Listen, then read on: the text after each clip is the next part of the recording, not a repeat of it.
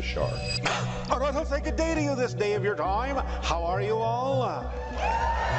Bashar presents himself as an extraterrestrial being, and what's happening is a telepathic connection that allows me to act as a translation device for his thoughts. Have you met aliens on Earth? There are hybrid beings among us that are helping us. They look human enough that they can blend in. In about 2 years, we're going to actually have official open contact.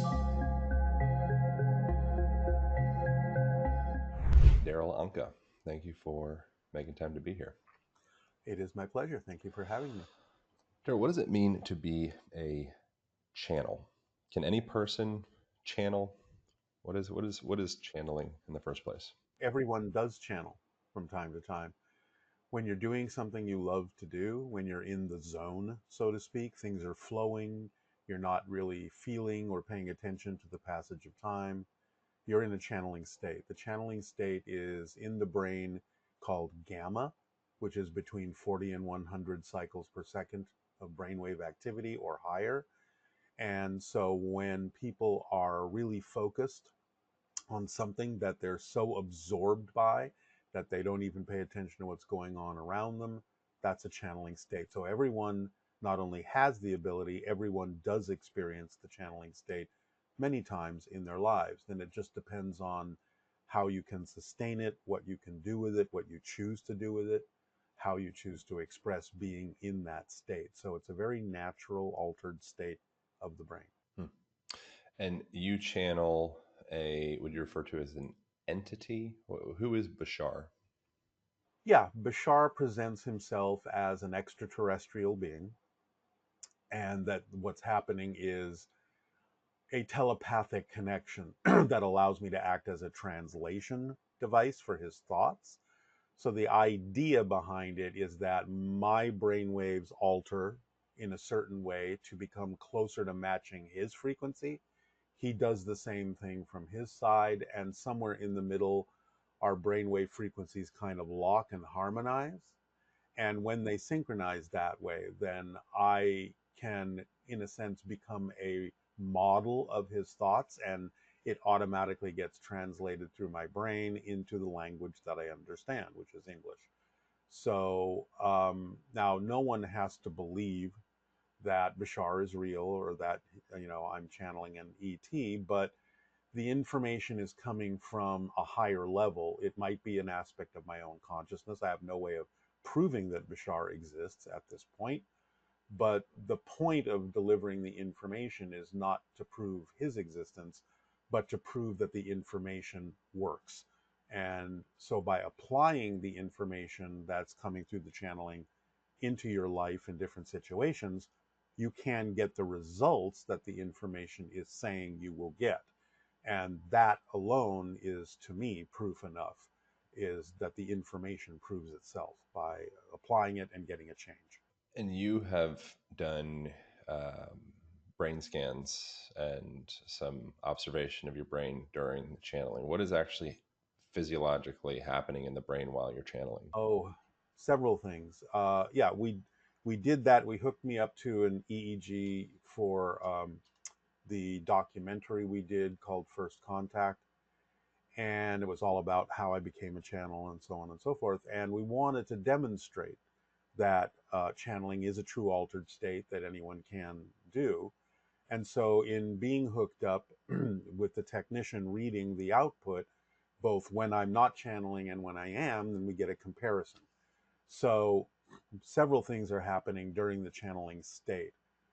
One of which is there's this thing called a set point, and the set point represents how your brain and at what speed your brain absorbs and processes information, how it scans your world and how it receives information and processes it. Now, when you're growing up, that set point may fluctuate, but as soon as you achieve a certain level of maturity, it sort of stops at that point. It stops at whatever that speed is. 10 bits per second, 11 bits per second, however you want to express it. So But we found out that that's not supposed to change during your lifetime, unless, of course, you have some kind of a traumatic head injury or something like that. That can change it. But we found out that during the channeling, my set point actually does go up. So it's processing at a higher rate, a higher speed, absorbing information, making associations at a higher rate than normal. That's not supposed to be possible, according to the technician. The other thing that we found out that happens is during the channeling, the centers of my brain that are supposed to be processing my personality shut down. So if my brain is shutting down in the areas that allow me to be me, then who's talking during the channeling? So, that was an unusual finding as well. And there are several other things that, we discovered that probably would be better for a technician to describe. Hmm. From Bashar's perspective, or your perspective, or your collective perspective, what is the afterlife like for human beings? Or is there such a thing as an afterlife? Yeah, absolutely. And in fact, the idea that it's an afterlife is kind of a misnomer. In a sense, this is the afterlife because our natural state is spirit. We're non physical consciousness, we're energy. So the idea of creating a physical experience is really the secondary level of our existence. We're in spirit right now. We never leave spirit. That's our natural state. Physical reality is something that we're creating as a focal point within our consciousness to play this game where we can change, grow, have discoveries, and discover ourselves from a new perspective. That's what physical reality is for, to go through the process of change, to discover new ideas, new perspectives of ourselves. In spirit, it's a timeless state, nothing changes. So we create this experience that's sort of almost like a daydream within our consciousness, and we call this daydream physical reality.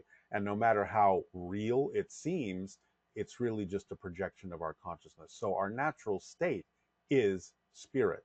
And therefore, when we're done with the physical experience, when we've set up our entry time, being born, and our exit time, dying, all we're doing is really just sort of waking up from that daydream and expanding back into our full soul self and remembering who we are and that we created this experience for our own purposes.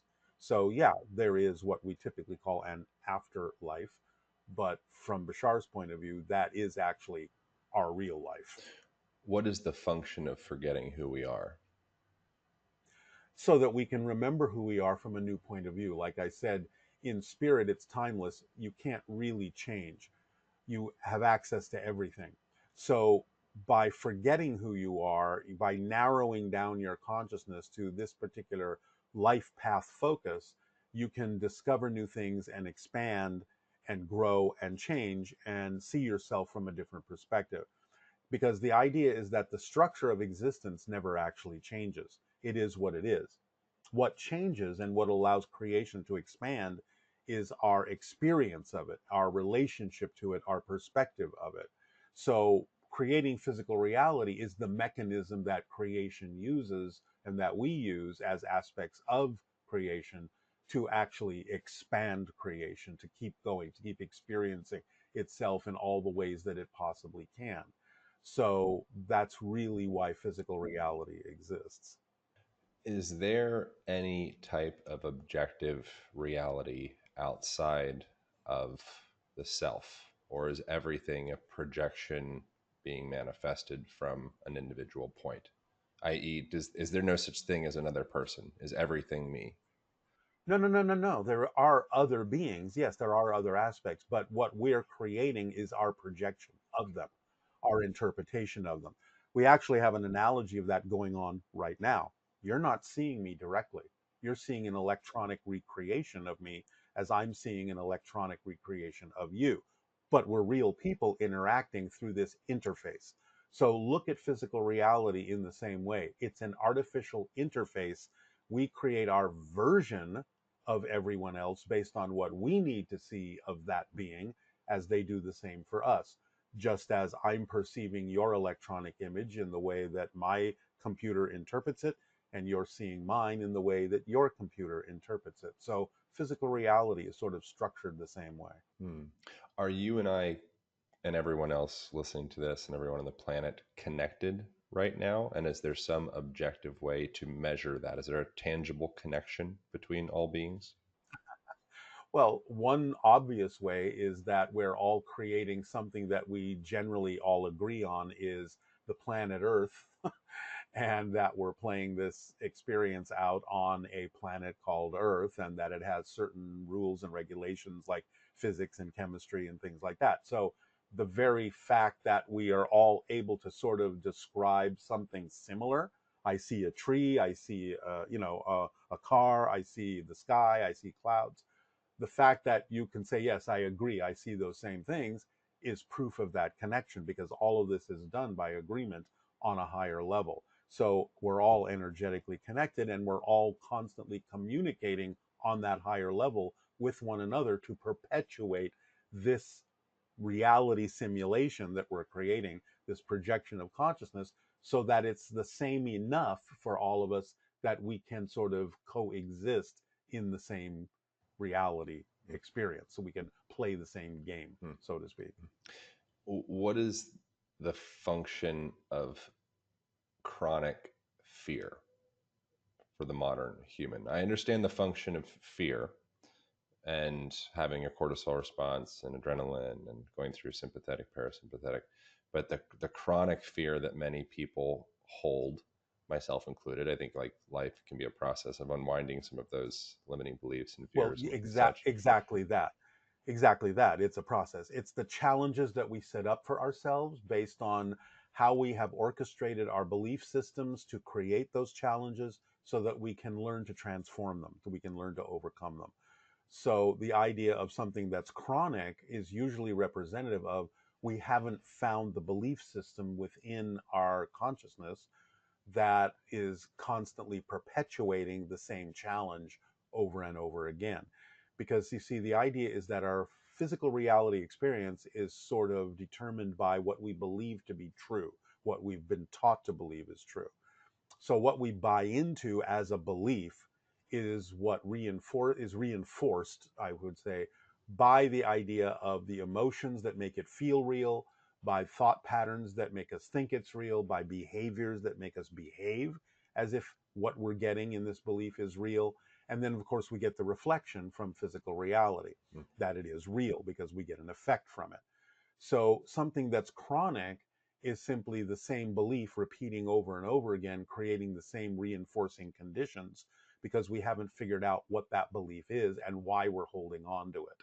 So when we discover what that belief actually is, what we're really afraid of, and we realize that that's just a story we're being told by a negative belief so it can perpetuate itself, then we can realize that we don't have to pay attention to that story. You see, this is how beliefs are structured. If we don't have something we believe to be true, we can't have a physical reality experience because physical reality isn't real. It's not a real place unto itself. It's a projection of our consciousness. So the belief systems that make up our physical personality while we're experiencing physical reality have to perpetuate themselves to constantly keep physical reality re-energized, seeming like it keeps going on, it keeps playing out. So positive beliefs we don't have a problem with because they reinforce themselves in positive ways. But negative beliefs, mechanically speaking, are simply designed to use negative methodologies to reinforce themselves. And one of those negative methodologies is making you too afraid to let it go, making you too afraid to move forward. So we constantly loop into this constant fear of staying exactly where we are, even though it may be very uncomfortable, because we have a deep seated belief somewhere that if we let it go and move ahead and change ourselves, something worse will happen. That's the story the negative belief is telling us, so we won't let it go. It's not a fact that something worse will happen. It's just what the negative belief is getting us to believe so that it can continue to keep perpetuating itself. Once you understand that that's how the mechanism works, you can go, oh, that's just a story. It's not a fact that something worse will happen. And you can start investigating yourself and sort of analyzing that belief and realizing that it really doesn't make sense. And once it doesn't make sense, it's gone. What about feelings and stored energy within the body? Where approaching it, can you approach everything intellectually, or are there some energies within that need to be somatically released in order to I think, yeah, it depends on the person and it depends on how they've stored those beliefs and how it's affected the idea of your physical form and what works best for that person's belief system. Some people may be able to approach it intellectually. Some people may need a physical, visceral experience of releasing it and getting in touch with it. It just depends because, again, anything physical is the result of patterns of energy. So some people may have easier access to those patterns of energy by utilizing the body, and some people may be able to just utilize the mind. It really depends on the individual. what about with yourself? I think that people look to you for divine information in sorts, or to Bashar. There could be assumption that since you have integration with that, you have all Mhm. the answers. You are in a state of I don't have liberation, all the answers. samadhi. I don't have all the answers, neither does Bashar, but Yeah. he has a evolved point of view. He has a heightened point of view by being part of a society that is more evolved than humanity. So they have more experience at this. They have more experience at experiencing how these concepts are applied and how they work. But for me, since I have, I've been channeling him for 40 years, over 40 years, and so a lot of his understanding has rubbed off on me, and I apply it that way. So I don't need so much anymore the idea of dealing with it from a physical point of view. I can pretty much understand how what's happening is happening and how it's working. And I can, in a sense, just sort of mental myself through it, in a different way at this point, just in the same way that he would. So yeah, I would say I'm becoming more like the way he handles things as a physical being. And but again, whatever works for you is what works for you. Is there anything you struggle with that's shareable? I wouldn't say I struggle at this point. I do have challenges like anyone, but Bashar has recently talked about, the way that you handle challenges is, first of all, to understand you set them up on your life path for the purpose of stretching your soul, growing yourself, expanding yourself. So if you face any challenge calmly, with confidence, with curiosity, knowing that there is information there for you that will benefit you, and creativity, you can always figure out what the challenge is about. You can always use it to your advantage. So in understanding that, that's the way I face challenges. Is I don't, anymore after years and years of this, go into any kind of a panic mode or anything like that, or a worrisome mode. I just go, oh, here is something that's unexpected. Here's something that I'm facing. If I stay calm, I stay in the right state of being, and I face it with curiosity, like, what is this all about? How can I get an advantage from this? What's the lesson here? What am I going to learn? And I use my creative imagination to go through it and say, well, maybe it's for this, maybe it's for that. How can I use it this way or that way? Um, then by understanding that it can always work to my advantage, there's absolutely no reason to go into a negative or worried state about it. Because as Bashar often says, it doesn't really matter what happens that makes the difference in your life. It only matters what you do with what happens that makes the difference, because everything can serve double duty. It can be experienced positively, it can be experienced negatively. It's your choice to stay in the state that allows you to experience it in the way you would prefer to. It doesn't have a mind of its own. You're the one calling the shots. So if you stay in the proper positive state and approach it that way, then that's the effect you will get. If you go into a negative reaction based on things that are happening, then that's the effect you will get and you'll amplify that direction. Do you experience any? I have all sorts of neurotic behaviors and distracted behaviors and addictive behaviors and things of the sort that I navigate my life. Do you have anything like that I mean, you're a lot older than I am as well, so you've had time to kind of work things out, as well. But Ramdas has a bit around, you don't actually extinguish any of your neurotic behavior. You just kind of come into relation with them and then become more manageable. And as you, Well, in a sense, the option to choose those things, those experiences are always there. They never go away. But the idea is that you learn to choose what you prefer without invalidating what you don't, because what it is that you've already experienced has brought you to this place. So you can understand that it was part of the path you laid out for yourself to encourage you to seek out how to do things in a different way, in a more positive way, in a way that works better for you. So you never invalidate what you don't choose, you just stay in between in the balanced state and go, well, this is what I prefer, but I'm not going to invalidate what I no longer prefer. It's simply not vibrationally compatible with who I prefer to be anymore. I've learned the lesson from it. I understand why it was there. It's the challenge I set up for myself. I have figured out creative ways of looking at it and using it to my advantage to bring me to where I'm at. So I know I'm growing. I know I'm changing in the way that I prefer to. So you can sort of thank what you've been experiencing that you don't prefer for bringing you to a place where you can now more readily choose what you do prefer, but you don't invalidate or judge what you've been through in any way, shape, or form as a negative. You just take it in stride as part of the challenge that you are now able to transform over time, slowly, quickly, whatever works for you. You know, the whole idea you brought up of addiction, Bashar's talked about this extensively. Addiction, in a sense, is something where you're sort of feeling a kind of emptiness or a hole within yourself. Something feels like it's missing. And what you're trying to do with the addiction is either fill it or numb it so you don't have to look at it. So the idea is, doesn't matter what the addiction is, whether it's drugs, whether it's food, whether it's something else, whether it's some kind of other behavior. The idea behind all of that is that you have a belief about yourself that creates a feeling of disconnection, a feeling of emptiness. And an addiction is just an attempt outwardly to try and get rid of that, to try and satisfy that, to fill that hole, fill that emptiness. Or again, conversely, you don't want to look at it, so you try to do something that keeps numbing it so you don't have to pay attention to it.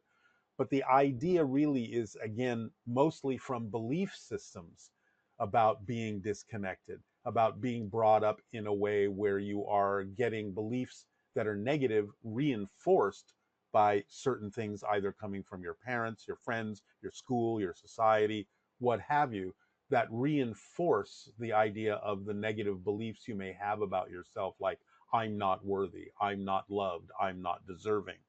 All of these things are at the root of any addiction, no matter what kind of an addiction it is. When people understand that they are worthy by the fact that they exist, because creation doesn't make mistakes, then you can start building an understanding that you are connected, you are worthy. In fact, there's no such thing as actually being disconnected. You can't be disconnected from source. Otherwise, you wouldn't exist.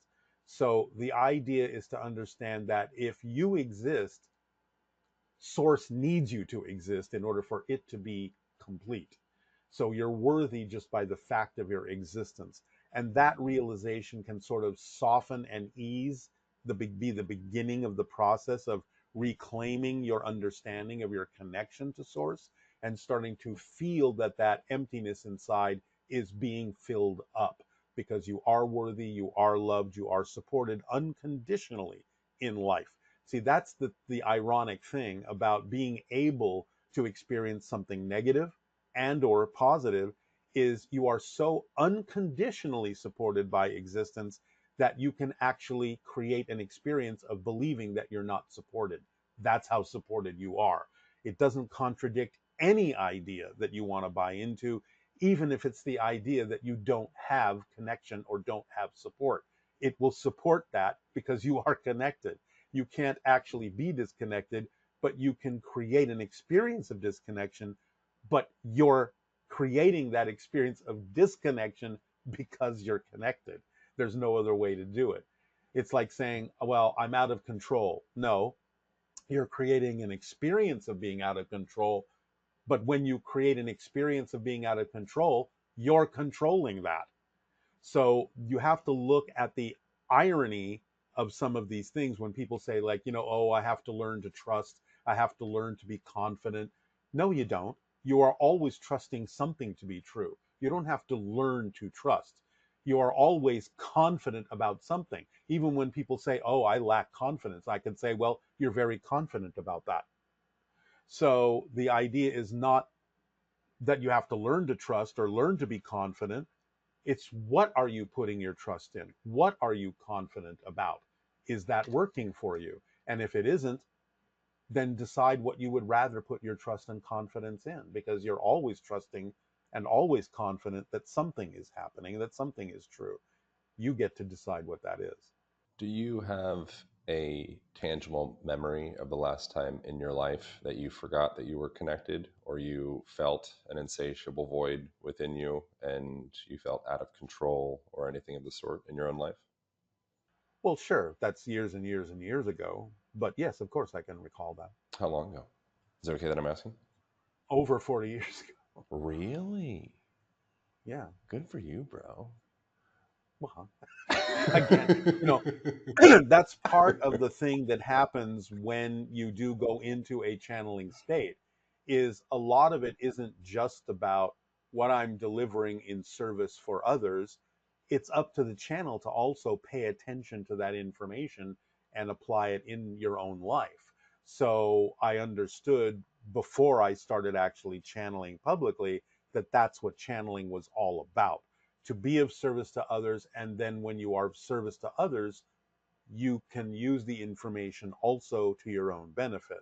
So it works on both levels. And so, in understanding that to begin with, then of course, it took time for me to practice how to do that over a few years. But once I got the point, once I understood what Bashar was delivering and understood the mechanics of it, that it's literally just hey, this is an instruction manual for how you operate your life. I got, okay, I get it. It's an instruction manual. Just like you get an instruction manual to operate a piece of machinery, you follow the instructions and the machine will work. So if you don't follow the instructions, it won't. So I just started learning, okay, don't add any more instructions, don't take away any instructions, don't overcomplicate it, don't overthink it. He's giving you the structure of how you're creating your reality experience. Just follow the instructions and it works. That's all there is to it. So once you understand that, once you get to the point of going, this is actually more simple than we think, and you start going, okay, instruction one, instruction two, three, four, five, done, and you start getting the result, then that starts reinforcing the idea of, well, this is obviously working, then why would I choose to do anything else? That's where you get to. It's not like, is this working? It's like, nothing else is actually what works. So why would I choose to go in any other direction? It makes no sense anymore to choose something that isn't this. So yeah, it's been a long time since I've experienced that level of concern over what it is I need to do when a challenge comes up. I know exactly how to approach it and it changes things. So why would I do anything else? Who was Darryl Anka 40 years ago? And was there an instantaneous transition of sorts where you kind of came into a moment of, I don't worry anymore, or if I do worry, I just am able to acknowledge the worry and still hold like an observer perspective on this and move forward in a positive way? That's what happened in the first few years of the channeling. That's what I'm saying. It went from, a typical human reaction to things to going into more of that neutral observer mode to then going into nothing else makes sense. So now I just approach it that way. Now it's become what, people say second nature to approach things. It's actually first nature now, but it just becomes my automatic response. When something comes up, I don't go into worry because I know that doesn't work. So it's been ingrained in me long enough that when a challenge comes up, I just react and respond in the way that I have now been trained to for decades. What changed for you? Well, that's what I'm just explaining. It's the understanding that this is what How works. did the understanding arise? Was there a moment? It's a process. So, in other words, when you apply the information and you get a result, that's an aha moment. You go, oh my God, this actually works. And that starts reinforcing your ability to go, well, then let's try that again in this challenge. And let's do it again in this challenge. And you start seeing that it keeps working. So it can be an aha moment, but at the same time, if you just keep practicing that, then it becomes more ingrained and becomes your natural response to things. Why do you think so many people? Why is suicide rates so high? Why it feels to me like many people, statistically are suffering, and then I think there's probably a much broader, quiet suffering that's arising in culture, and there's a lot of other things happening as well. It's from everything that we just sort of touched on. The idea that people feel disconnected, feel disempowered, feel that they're not in control of their lives because there's a whole bunch of beliefs that are probably in their unconscious mind that they're unaware of that are driving their behaviors and driving their thoughts and their actions and their feelings. See, the idea is you can't have a feeling without having something that you believe to be true first. The belief is the blueprint. It reinforces itself with emotions and thoughts and behaviors to make it seem real. Whether the belief is conscious or unconscious doesn't matter.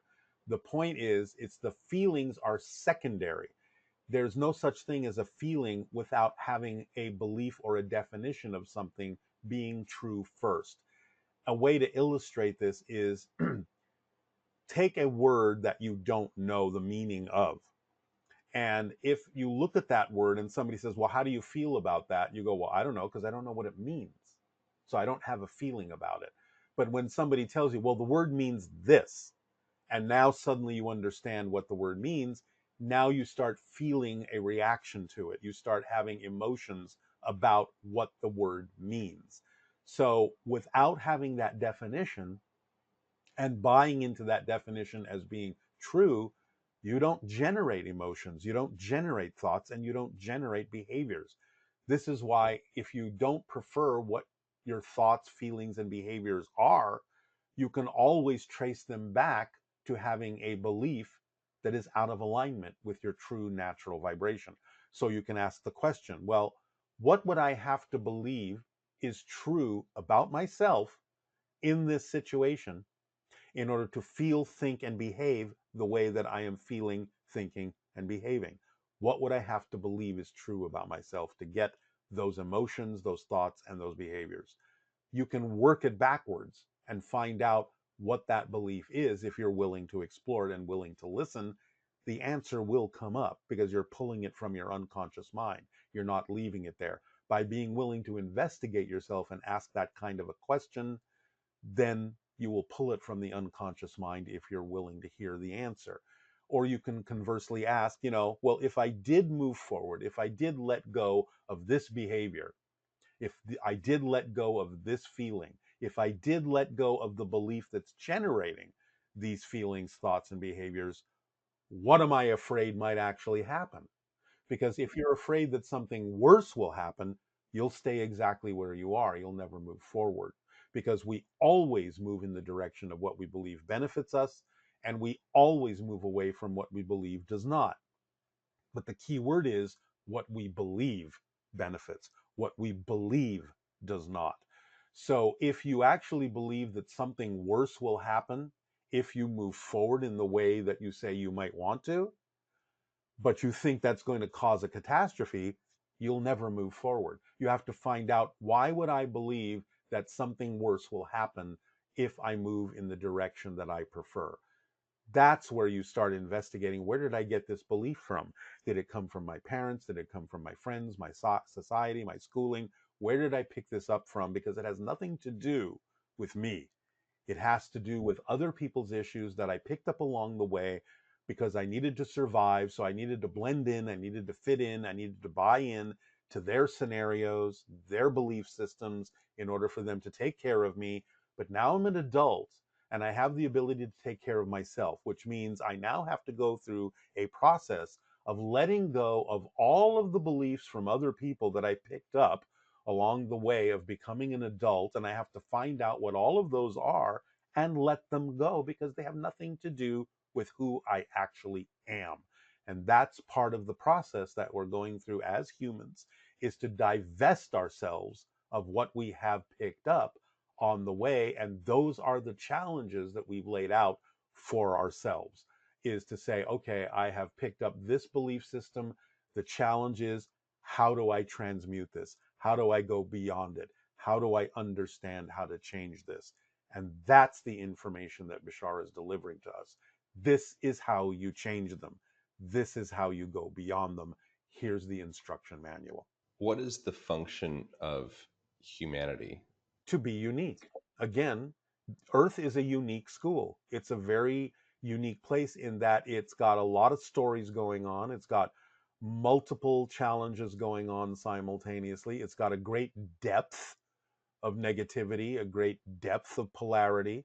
So it's like a master graduating class. When a soul decides it's going to experience an earth incarnation, the soul is saying, this is going to accelerate me a lot, because it's like going into a graduate school. It's like going into a university. I'm not going to a kindergarten class anymore. I'm going to step it up. I'm going to have a physical experience that is so challenging that I know that if I can, in fact, transform it, that's going to really accelerate my growth as a soul much faster than taking an easier course. So just use the analogy of, instead of going to a high school, I'm going to a university. That's what Earth is all about. From Bashar's perspective, who or what or where is God? God is all that is from his perspective. It's literally everything. It's you, it's me, it's the desk, it's the chair. In other words, there's nothing that's not made out of it, because it's the only thing there is to make anything from. We are all aspects and reflections of it. It is the one thing that everything is. It is existence itself, self aware existence. And therefore, everything is made of it. So we are all aspects and reflections of it. It's all that is. From Bashar's perspective, what is the function of religion? Religion is a permission slip that some people use to help them align themselves with spirituality.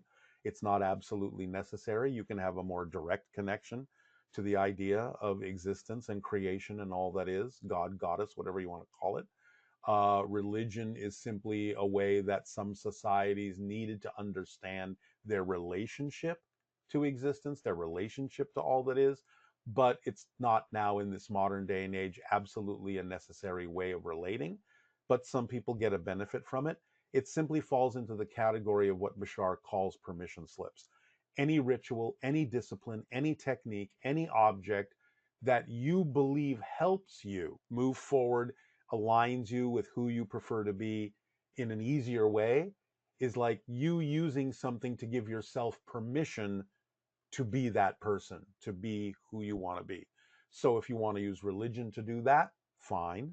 If you want to use some other methodology to do that, okay.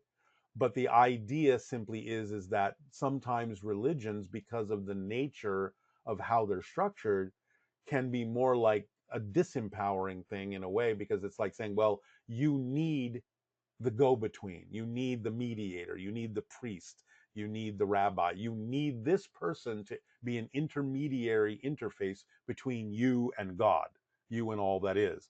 But you have that connection yourself anyway. So it's up to you to decide whether religion works for you as a system of allowing you to feel connected to all that is, or whether you can just understand that you are connected and do it in a more direct spiritual way. It doesn't really matter what you use, as long as you use it in a beneficial way and being of service to others. I don't know if you've ever asked Bashar this, but the meaning of religion comes from religio, which I believe means to connect or unite, connection, I believe. Well, that's Uh, the original idea. yeah. Yeah. Is from Bashar's perspective, if this has ever been asked, is there any religion that is the closest to creating connection, to like a authentic relationship, and is there also one reciprocally that's actually takes people the furthest away, or a philosophy or anything of the sort? Well, again, I'm just going to generalize this. The ones that are More insistent that you need the religion are the ones that take you farther away. The ones that are less insistent that you need the religion are the ones that are probably closest. Give me examples of that. Would you say Christianity is a boo boo? It depends on how you relate to it. Again, anything can be used in a positive or negative way. So, the idea of having any religion where you need to force that belief on someone else for some reason, I would say that's not a positive sign, and that it's probably taking you farther away from the truth. Any belief system or religion where it's more, let's just say, Zen, it's more Zen like, where it's just a matter of your connection and it doesn't, you're not trying to convince someone else that this is the way you should be, is probably closer to just being a straight spiritual connection.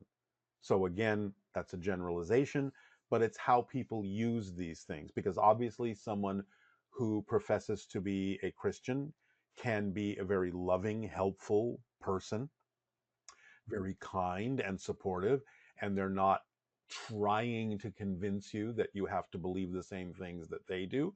If it works for them and makes them become more of who they want to be as a loving, kind, beneficial person, great if they're using it that way.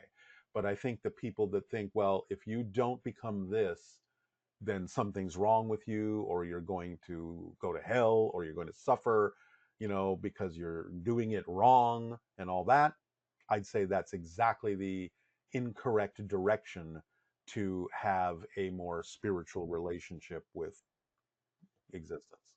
It feels like the root of at least Christianity, or my assumption, probably most religions, probably are quite a bit more Zen like. And then it seems like perhaps they've been co opted by people along the way that use it as ways to create nationalism and tribalism and It's been divisiveness. politicized for controlling purposes and all sorts of stuff, of course. Yeah. The root of every religion probably has a kernel of truth in it. Yeah. And in a lot of ways, I don't believe myself personally that Christianity is what Jesus was actually trying to say. So, what it's become, I don't think is what it actually was originally. And when you read things like the Gospel of Mary Magdalene, you get, I think, a closer representation of what Jesus was originally saying, which, if you actually look at it, is actually very metaphysical. So the idea of it, becoming this hierarchy of controlling, levels and political influence and all this kind of stuff is absolutely not what it was, I think, originally intended to be.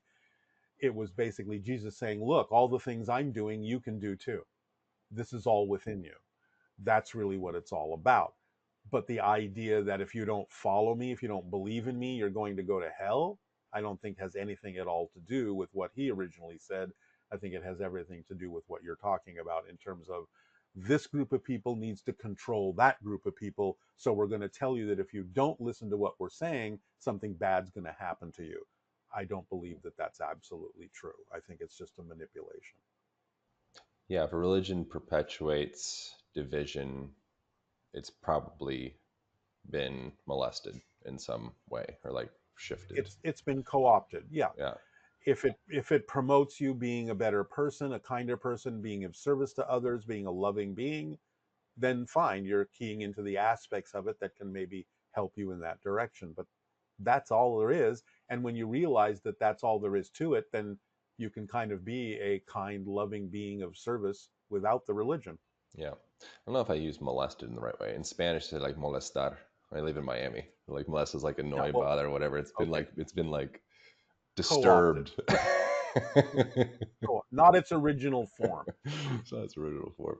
What does Bashar think Yeah, about the story that we have of human evolution? Is that right? Where did humans originate from? that's a big story. Okay, first of all, we can go way back to just after the earth itself was formed, and you understand that there's this thing called panspermia. You know what panspermia is? Yeah, we're all fungus from space. generally speaking, a lot of genetic material came from other places and landed on planets where the environment was conducive to that genetic material evolving. So, in a sense, to begin with, we're all extraterrestrials from other extraterrestrial sources. But let's just set that aside and say, okay, whatever the source is of the naturally evolving life on Earth, at a certain point, it evolved into what we would call early hominid forms, like Homo erectus, things like that, a few million years ago. At a certain point, apparently, those beings were genetically altered by an extraterrestrial race to become Homo sapiens sapiens. So, Who was the in race? that sense, Does they have a name? well, what's what referred to as the Anunnaki in ancient texts, Right. the Watchers, whatever you want to call them, some other beings from out there, according to a lot of religious texts and scrolls and things like that, whatever you want to call them, arrived on Earth and for whatever reasons decided to alter our genetic makeup to suit themselves, to And make us more like them. and they were giants. Is that right? Is that who the Anunnaki were? I Really big. understand that they probably had a larger stature than we do and lived longer than we do, Hmm. which is probably why humans thought they were gods. Hmm. They're just advanced extraterrestrials. Hmm. But the idea being then that from that point forward, we had even more of a mix of extraterrestrial genetics within us, so that whatever the original Homo sapiens form was, as humans spread out over the earth into different environmental ecological niches, the different genetic traits of different extraterrestrial beings that were already mixed into the extraterrestrials that added their genes to us started revealing itself, so that a different environment would create someone to become a different race with different features and different attributes. The fact that we have different races all over the planet is an indication that we have mixed extraterrestrial genetics, and different environments bring some of those differences out in us to create the different races of humans on the earth. But now we can actually add in something else, and that is what people have referred to as the alien abduction phenomenon, where now you have even more genetic manipulation going on, apparently for the purpose of creating a hybrid species, a more advanced version of humanity, maybe not only for the race that's doing it, that's hybridizing, that's creating the hybrids for themselves, but also for humanity as well, as part of our evolutionary path to upgrade us, to move us forward. So there have been several instances in our history of genetic alteration, genetic introduction that is making us something different and evolving us in a different way than we otherwise might have evolved had we been left alone.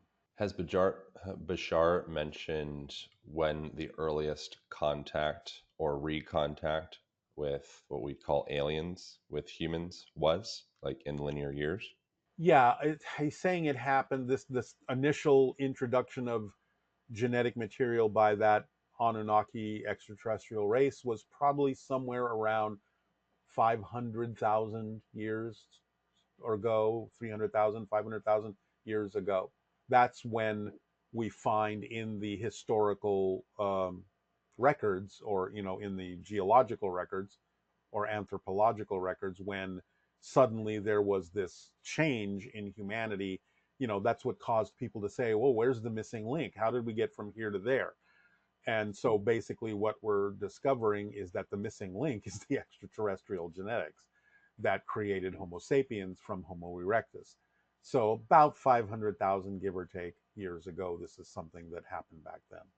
Are there a lot of different sects or species of extraterrestrial life? Is it in the tens and the thousands and the infinite? How many realms of other extraterrestrial life are there? If you want to, yeah, if you want to just include the idea of what's out in the galaxy or the universe, then yes, you're going to run into millions and millions. If you're talking about simply the ones that are engaged with Earth at this time, then you're probably talking about a dozen or so. Are they among us now? And if so, who are they? Who is Elon Musk? No, Elon Musk is a human. He's a dude. I'm not going into those conspiracy theories that they're disguised reptilians and stuff like that. Well, That's all well, nonsense and mythology. the reason I asked that isn't to go into a conspiracy. I mean, unless whatever. But the is because Elon has this obsession with going to space, and so I'm Yes. calling back panspermia, which a part of the idea is Okay, we I we get have what a you're going. desire to Yes, go to I get what you're space. going. Yeah. I get where you're going. And a lot of people are evolving to the point where they are extending their consciousness because we understand that we are about to have open contact. So we have arranged our lives in a way that promote the idea that we need to go into space because space is also coming to us. Beings that live in space are coming to us. So a lot of humans are accelerated that way to make those connections because we all have extraterrestrial connections. Some people may be more in touch with that than others. Elon may be one of those. But the idea, generally speaking, is that there are hybrid beings among us that are helping us. They look human enough that they can blend in. And within a couple of years, is my understanding, not only from Bashar, but from other psychics who've predicted this independently of each other, in about 2 years, we're going to actually have official open contact where ETs will be introduced to us and it will be explained that they've been here helping us for quite some time. Have you met aliens on Earth? Not that I'm aware of. I may have, we all may have run into them or seen them, but we won't know who they are until open contact happens. Then it will be revealed to us who they are. Does extraterrestrial life have a benevolent um, relationship to humanity? The ones that are engaging with us, yes. Now, there are some that, let's just say, they're not malevolent, but they don't necessarily have a particular agenda to interact with humanity in any way that they're really concerned about. They're not trying to help us, but they're not trying to hurt us. So they're just kind of like doing their thing. They're observing, they're learning, they're taking whatever samples they need from the earth to study us. But most of the ones that are interacting with us are benevolent, and they're keeping a lid on anything that might actually not be. So they're watching out for us in that sense. Why does extraterrestrial life care about humanity? Well, it's what I said earlier. This is a unique school for souls to learn from. You have to understand that really advanced extraterrestrials operate on a vibrational frequency that's not that different from spirit. So they understand the importance of having a place and an experience that allow souls to expand, to grow, to evolve. It helps the entire universe, it helps them. So they're willing to treat us in that sense and even genetically understand that we're family and we're growing. It's the same way that you would say, well, I'm helping this child learn things and grow up. So by having chosen to experience an earth incarnation, they're saying, okay, we have your back. You're going to go through something that's going to teach you things, but it's also teaching other people things, other beings out in the cosmos. It's almost like saying, hey, you've come to a place that's a really tough school, a really challenging school. But if you can graduate, if you can master this, then not only are you learning something, but other civilizations who may not be facing the same degree of challenges that you are can look at you and go, well, if they can do it, we can do it. A lot of other beings can learn a lot from what we're experiencing here on Earth. How much of modern humans' technology originates from extraterrestrials? Transmissions of some sort. Yeah, I think some of it does. If not, well, let me say there's a couple of categories of this. Number one, some of it may actually be reverse engineered from craft that we have gotten our hands on that have crashed. Some of it may be literally being assisted by extraterrestrials saying, okay, here's the information, go ahead and develop this. And some of it may be that humans that have a capacity to tap into higher knowledge may be downloading information that they need to advance those technologies as well. So I would say on those three levels, we're probably getting a lot of help. How long has the government been hiding its awareness of extraterrestrial life? Well, I think definitely since just after World War II, because the granddaddy of all ET interaction kinds of things is what is known as the Roswell crash, in 1947. So I think definitely since then, if not a little bit before, because we already knew there were UFOs around before that, but we didn't probably have a lot of knowledge of it.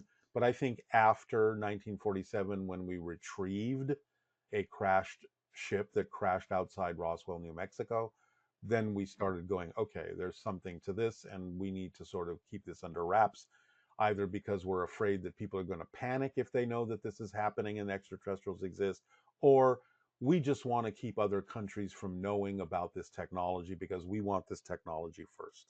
So, but at this point, a lot of countries and a lot of governments know this is going on. That's why you're starting to see all sorts of congressional hearings about this stuff and whistleblowers bringing it out. And it's time for people to understand that this has been going on for a while. So that by the time we actually have open contact in a couple of years, it kind of won't be that much of a surprise because it's been leaked out into our culture in any number of ways over the last half century. What is extraterrestrial life doing when it presents itself and then makes itself and then obfuscates itself? Like, what is the point of doing it? It's kind of like we like hey, why show itself? Getting you used to it slowly over time so you won't freak out. So the more we see UFOs, we go, okay, there they are. The more we hear more reports of people seeing aliens, it's like, okay, that seems to be growing and it seems to be a normal thing. And we're still here. Our lives still go on. They're not interfering or stopping us from having a life. So over time, we get used to it. It's how you get used to anything. You experience it little by little in baby steps over time until at a point it's kind of like the biggest secret that everyone already knows. So that by the time someone says, okay, it's time to introduce you to the ETs openly, you go, okay, yeah, we already knew this was happening. So no big deal. So, from Bashar's perspective, ETs are so considerate of humanity's experience that they are offering a form of exposure therapy to introduce themselves to Earth. Yes, because this isn't the first rodeo for the aliens. They've done this with other civilizations as well, if they're very advanced beings. They've made contact. Bashar himself is literally a first contact specialist. So he's done this with other civilizations. So they know how to do this. And for certain civilizations, they understand that time is essential for certain people and certain beings to get used to the idea that they're not alone in the universe. And therefore, they're more than happy to go, okay, this is going to take half a century or so. That's what it takes. I mean, to an ET that might live 300, 400, 500 years, waiting 50 years to make contact with a civilization may be no big deal to them. What does that mean that Bashar is a first contact specialist? It means he makes initial overtures to different civilizations, either through channeling or in other ways, to get them used to the idea that they're communicating with something other than themselves, to see whether or not they're going to accept the information, whether they're going to apply his information in their lives. And he uses that as a measuring device, as a barometer for how willing we are to accept the idea of ET contact, how willing we are to evolve ourselves in the direction of having that contact, or whether would they need to leave us alone, whether we don't accept it.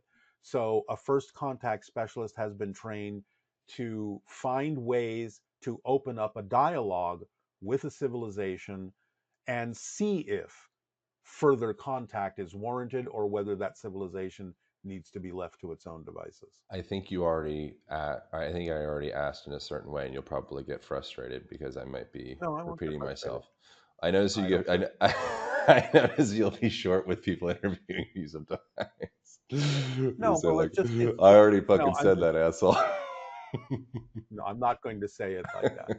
But the idea is I understand that, people come from a certain place. Uh-huh. And sometimes like Bashar will get a little bit more direct or blunt about it because he understands, look, you're very close to understanding this, so I'm just going to try and push you over that threshold. But if you don't go there, then I'm going to back off because it doesn't matter to me. But, yeah, sure, it's up to you, to decide whether to absorb the information or not. So that's your call. All right, so I'm gonna risk. I think probably potentially ask the same question again, but is there if why is it the extraterrestrial wants to come in contact with us because of like the level of consciousness of the human experience? Like, or are we're like especially special in this whole grand galaxy scheme of things? In certain ways, yes. Like I said, this is a master graduating class. It's a Well, university. It's for souls that want to really advance. So whether we do or not is not the point. The point is that we initially chose to be in a reality, having a reality experience that allows us the opportunity to really, really advance quickly. That is something that's important to a lot of highly evolved extraterrestrials, is what the soul can do to advance itself, because they're looking at this from the whole big picture. They're not looking at it from these little details that humans focus on. Their understanding is, how is what you're experiencing actually benefiting the entirety of existence? They're looking at it from that larger scale picture.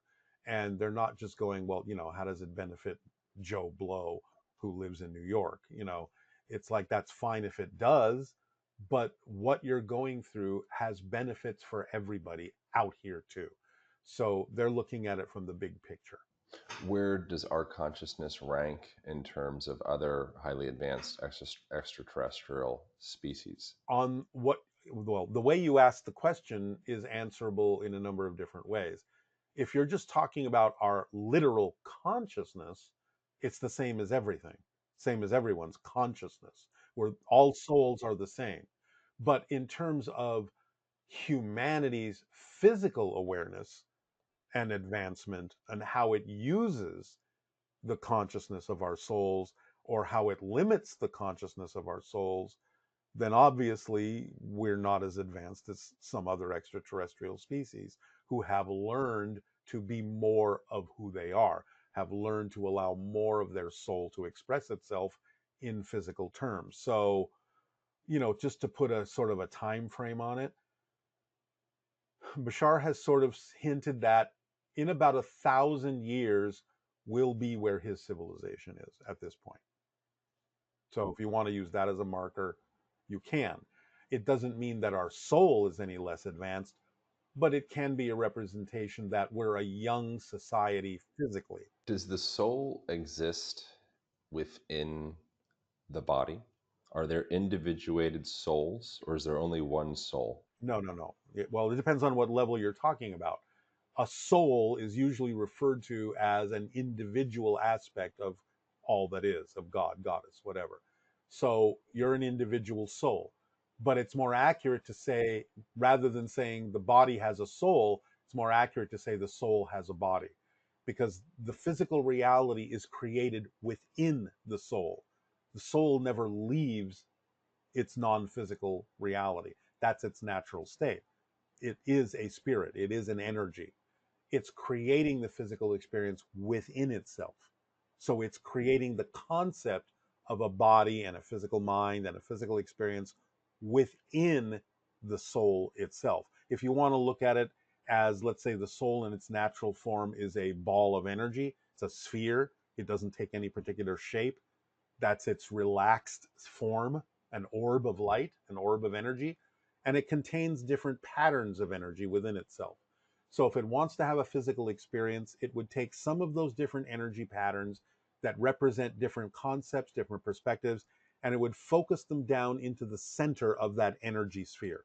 It doesn't dissipate the energy sphere, that still exists, but it concentrates certain vibrational patterns down into the center and creates a kind of concentrated nugget or crystal or seed at the center.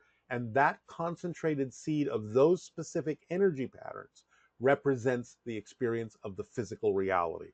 It represents the physical body, the physical mind, the physical experience that the soul is having within itself. And then as it relaxes that over time, as it learns different things, it expands that, it softens that back out.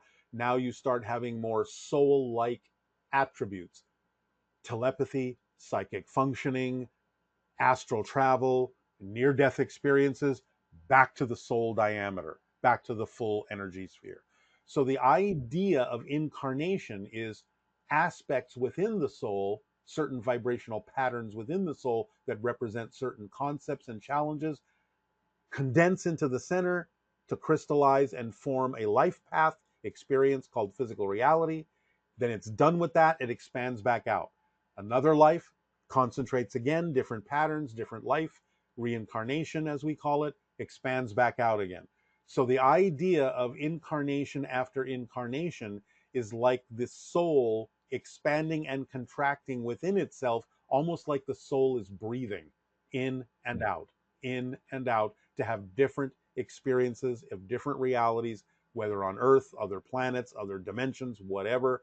But the soul is doing all of that within itself.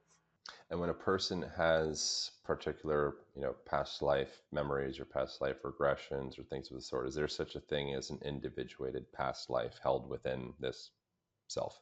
Yes, because once the soul has that experience, all those experiences are within the soul.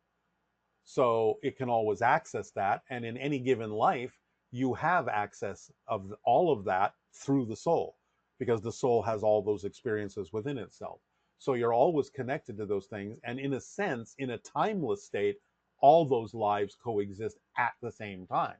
The soul can experience, or the oversoul, the higher soul, can experience all of those lives simultaneously. That's what we refer to, but for as an oversoul, just for convenience of language.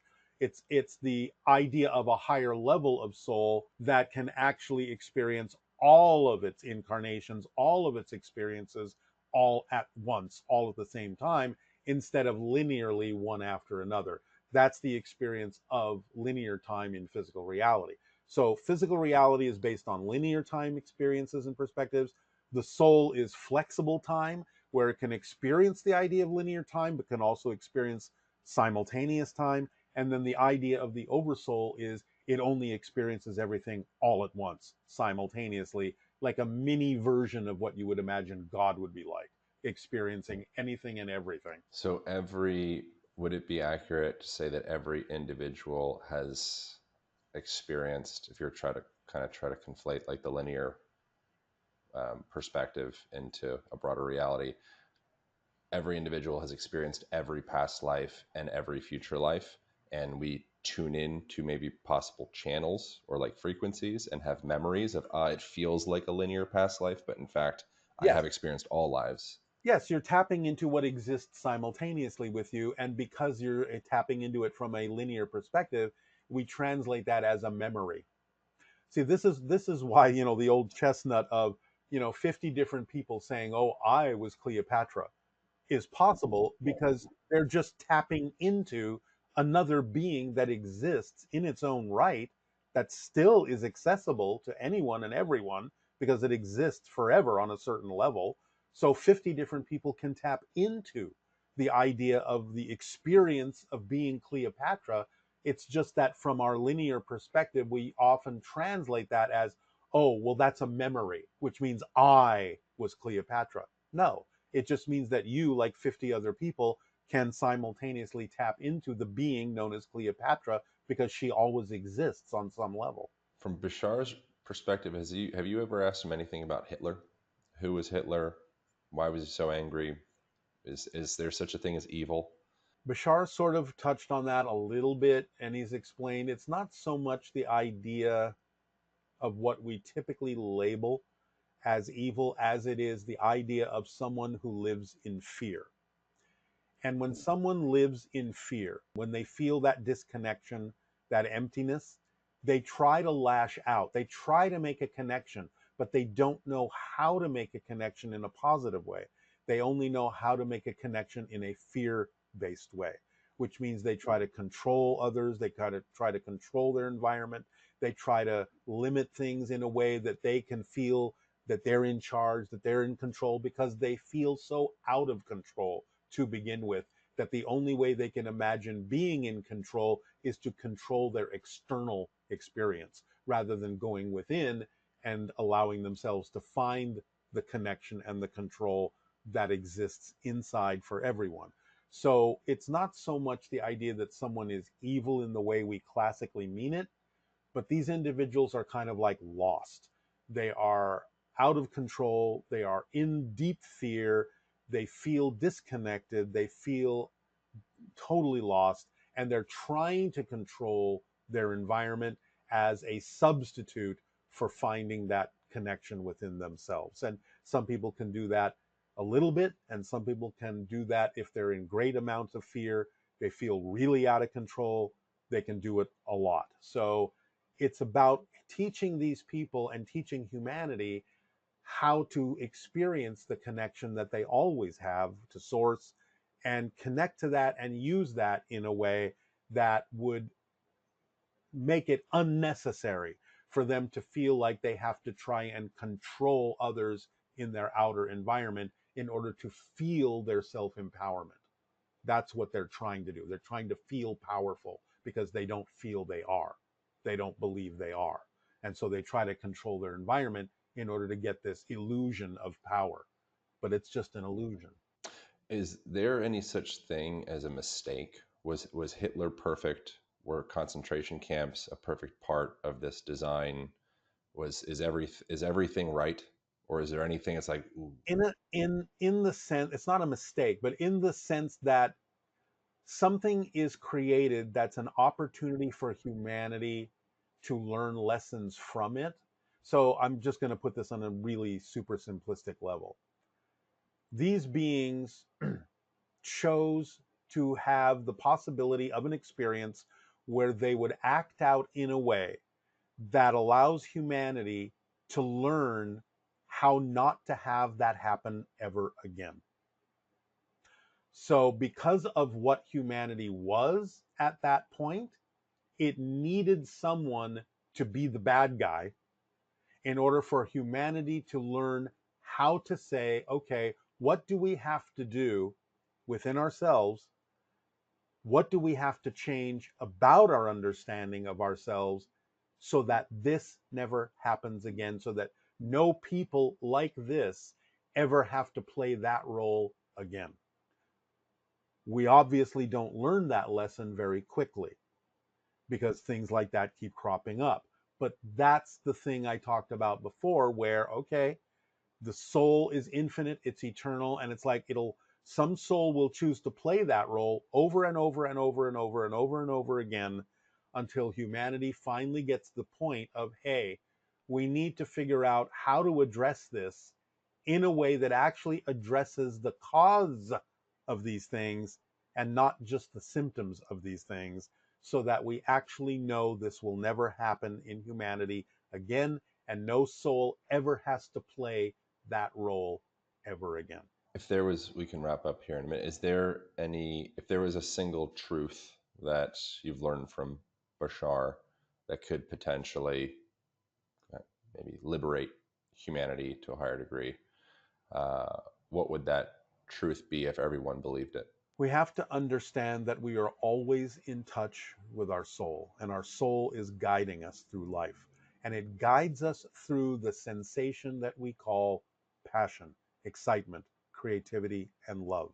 So, the opportunities that arrive in our lives that contain the highest amount of excitement and passion and creativity and love for us are messages from our soul saying, this is who you are, act on it, because this is who you are. And if we allow ourselves to be guided that way, everything will fall into place.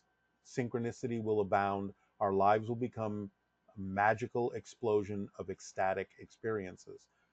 But if we doubt it, if we deny it, if we don't pay attention to that, then we struggle and we have difficulty, and therefore we're not being our true selves. You've got to pay attention to those messages. You've got to pay attention to who you really are. You've got to allow yourself to be your true natural self. That's what this is all about. That's what this class is all about. That's what this university is all about. It is the ancient phrase over and over again, know thyself and be in service to others, because when you're in service to the whole will serve you too. When you're in service only to self, you cut yourself off from the service that the whole can provide for you. So be yourself, don't panic, don't worry, move forward in life in a positive way. It's not a Pollyanna thing to do.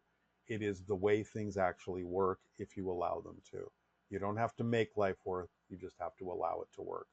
Be yourself and it will. What are synchronicities and signs and things? Something that I notice, and you've mentioned, when I am doing something, I'm traveling someplace, I'm doing an event, I'm doing something that really makes me feel excited, alive. It opens up this kind of what feels like a more authentic version of myself. I also notice a tremendous number of synchronicities. I notice certain numbers, I'll be, there's that freaking number. It's right on the, like, this is, Exactly. can't make this shit up. Who or what is conveying those synchronicities? Is that me manifesting them? Like, what is that? It can be many things. It can be you manifesting it. It can be communication from your soul that you're on the right track at that moment. It can be from your spirit guide saying, this is the right state of being that you're in right now. Pay attention to the signs. Come from this feeling in everything you do. But when we raise our vibration by acting on our passion, we become a better receiver, a better antenna for what's actually happening in physical reality. And when you're on that high vibration, you start experiencing more synchronicity because you start understanding that everything is synchronicity, that nothing is an accident, that it's all an orchestration, and you start perceiving the orchestration, no matter what the situation is. You start understanding that everything is intertwined, interconnected, and every single thing that happens is happening for a reason. It's all an orchestration. So you get to see that and perceive that when you're operating on a higher frequency. So that's what happens. And that's what you're shown when you start seeing those synchronous numbers and start having more synchronicities in your life.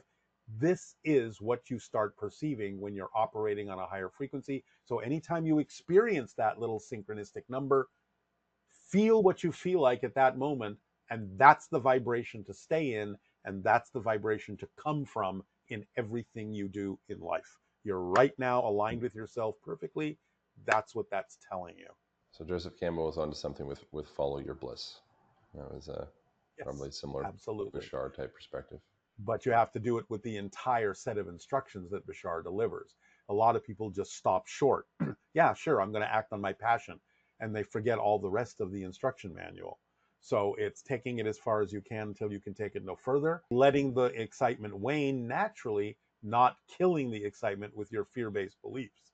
It's also acting on your passion without any assumption or insistence on what you think the outcome should be like, because the truth is, you don't really always know what the ideal outcome is supposed to look like. But you have to know the ideal outcome will happen if you just follow your passion. Stay in a positive state no matter what happens, because then you get a benefit out of what's happening. If you identify it as something negative, then you're only going to experience it negatively. And then look at your belief systems, let go of the fear based ones, let go of the negative ones, and free yourself to be able to allow the soul to deliver what it needs to deliver to you. And then trust that that's exactly how your life needs to unfold. Because it shouldn't matter really in your life what happens, it only matters what you do with it that makes the difference in your life. That's the entire instruction manual. People often stop short and forget about the rest of it, and they just get caught up in, I'm going to follow my bliss. And then they do things that are actually not representative of their excitement, but more representative of their anxiety, because they're disguising their anxiety as excitement so they don't have to pay attention to the fact that they're actually out of alignment with themselves because they don't want to look at that. So you have to really be honest with yourself in your self investigation. Just follow the instructions, everything falls into place. Awesome, man. Thank you so much. I really appreciate Well, taking the thank time. you for doing this. I deeply appreciate it and the opportunity to share all this. Yeah. And thank you for anyone that's listening. Yeah. How can So people go deeper into, I mean, just look up your name or Bashar, but what's the best place to they point people from can, here? yeah, they can go to bashar.org, bashar.org, where they can find out anything that Bashar has talked about or any events that are coming up to deliver new information. If they want to know what I'm doing about, my escape room and stuff like that, what I'm following as my passions, they can go to boggledescaperooms.com. Come along and play a game with us, BOGGLED, boggledescaperooms.com. Or if they want to know what I'm doing, they can go to darrylanka.com in terms of books and things that I'm writing and creating as well. Amazing. Thank you so much. I appreciate you. I really Thank genuinely you, enjoyed that Aaron. conversation. I Um, appreciate it very much. I enjoyed it as well. when I I hope you have a wonderful rest of your day. Thank you all for tuning in. That is it. Bye. That is all. We'll see you next week. Thank you guys so much for watching. If you enjoyed that episode, you might also enjoy this episode over here, as well as this one over here. Thank you for subscribing. Appreciate you. I'll see you in the next video.